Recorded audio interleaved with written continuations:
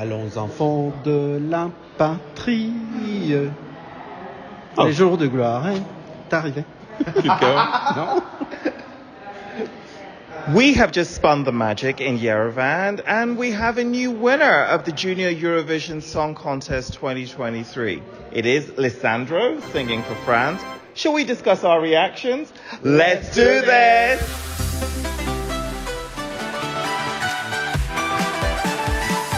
Right, okay, Diego, I'm going to start off with you. What were your overall impressions of the show, really? The show was amazing. I mean, we saw the rehearsals yesterday, the jury show. Armenians are amazing in production, TV, and producing their acts. It's simply incredible. I think this was. I know we were talking with a girl in the press center earlier, and she was saying to us, "This is interesting because last year in France, Armenia won, and this year in Armenia, France won." So it was a great show. Congratulations, Armenia. Congratulations, Yerevan, the city, the people. Everything was perfect. Great. And you were actually we were quite close to each other yes. in the arena as the jury points were rolling in with the top 5 results. What was going through your head at that time? I have to tell you, this was a first also at Eurovision in general, so there was not a screen showing the points. So we were just like looking on the phones, and you know how weird it was. The internet inside the arena wasn't that good, but we were just like seeing the jury points, and it was also like France getting all the points, then Armenia, Georgia, also Ireland getting lots of points. It was actually really interesting to see how those countries did well, and then in the televote, seeing how all the countries were so close actually, because there was not a big difference between the winner and say the 6th, 7th place. So yeah, that was actually a very interesting voting, but a very fair result, I have to tell you. I thought it was very interesting how every minute we had like a new winner, right? It was, the scoreboards were really changing, and there were some great surprises with Ireland as well, doing so well. I thought that was amazing. France picking up 132 points. I mean, I'm so happy for Lissandro.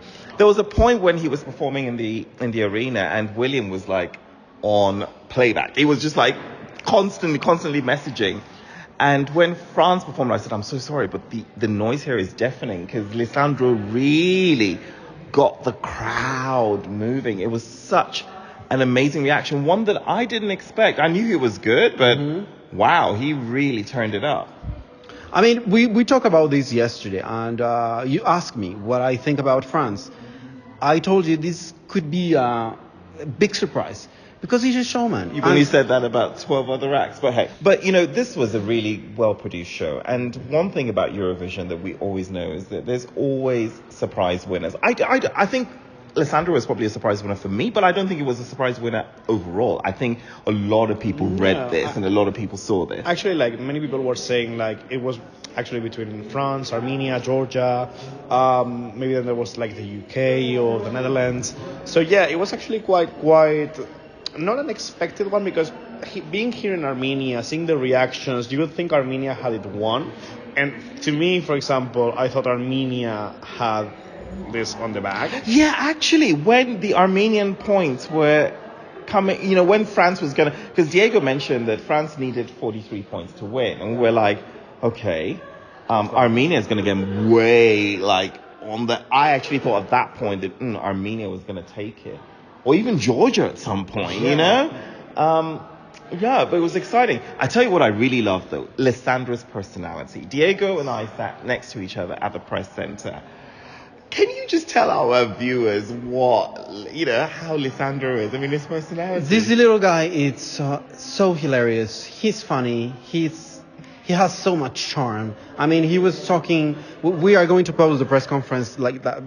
You can see it, and you can actually laugh. It was like a comedy show. Yeah. It was like a stand-up comedy, because he was saying, "Oh, my English is not very good." He was asking Alexandra, the head of delegation, what was the translation to English. And did you notice he wasn't he wasn't taking her answers all the time. Oh yeah, no.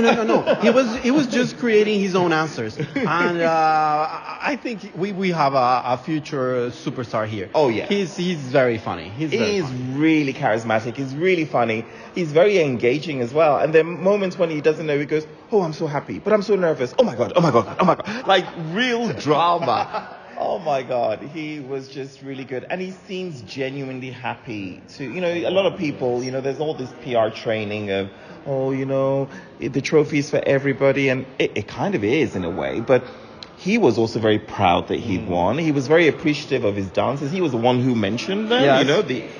It was an afterthought. And he should be, actually. And he should. Yeah. And he mentioned his parents. Everything about him was just amazing. I hope the audio is going to be good because there's just a lot of noise. Yeah, I think it's going to be well. Because we're in the booth where the Junior Eurovision, where the EBU interview the artist, which we weren't able to use, but we got the authorization to film. We got the authorization to film here, and it's exciting. It's an authorization. We'll have to make clear. It's an authorization directly from EBU. European Broadcasting Corporation. This has been really good. Yerevan has been totes on point. We've really enjoyed Junior Eurovision as a show. We've enjoyed the host city, the acts, the songs. We really ought to get Lissandro and try and interview him. He needed personal bodyguards, right? Yes, a lot. 6 of them, actually. There were so many. We're going to close this so that we can upload it so that you guys can enjoy our reaction. But before we do... Yes, one last thing. Alexandra Red-Amiel, the head of delegation from France, confirmed that France is going to host the Junior Eurovision Song Contest next year. But, which is interesting, we don't know which city. City unknown. Unknown. Many cities in the, how do you say? In the running. Yes, in the running. And it's actually because I know... Somebody mentioned Strasbourg. Exactly. I mean, it's the idea that they had from the Eurovision C'est vous qui décidez, France c'est vous qui décidez. So they had some cities pending, and maybe it's going to be the time to choose one of those cities. We don't know. Joining us on this beautiful red sofa is... Reza Mamsikashvili from Georgia, who just came here. Fashionably late as always. Hello, guys. Well, you know what? We wish you were on time. That place. Yeah. Georgia. How do you feel about that? I feel proud, and I'm proud of Georgian that I have been like in Georgian delegation actually. So, and we did this result like together.